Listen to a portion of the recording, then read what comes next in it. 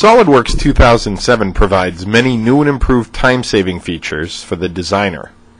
The ability to quickly assemble fasteners and create the holes necessary for those fasteners is a need of virtually all designers.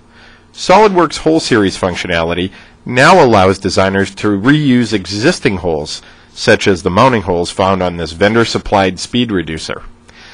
These existing holes can act as a guide for placing fasteners and creating other holes, thereby guaranteeing alignment of the mounting holes with the speed reducer holes. Hole Series automatically selects appropriate hole and fastener types, but also allows you to manually override automated selections to fine-tune your design. You can also select additional hardware to go with your fasteners, such as nuts and washers.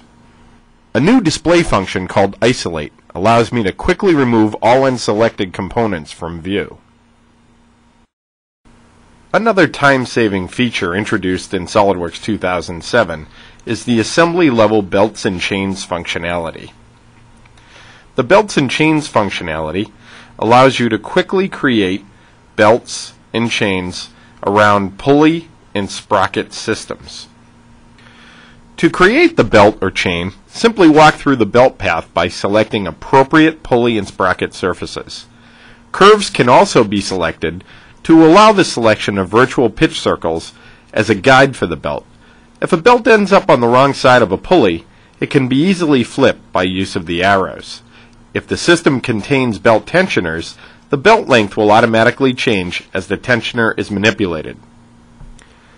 Several options are available in the Belt Chain Property Manager, which allow you to customize aspects of your design.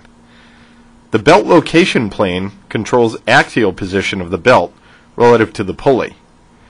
Users can also input a belt thickness. In addition, a dynamic tally is always kept of the current belt length. The belt can be saved as a part.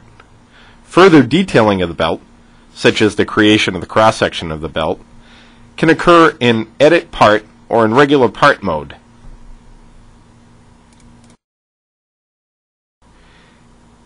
Even after the belt is made into a solid model, manipulation of belt tensioners or pulley locations will result in the modification of the belt upon rebuilding. In many cases, designers want to use belts of a known length to reduce cost. It's cheaper to buy a belt off the shelf than to create a custom one. By selecting the driving option in the Belt Chain Property Manager, the user can set the length of the belt and the belt tensioners will update to the correct position for that particular length.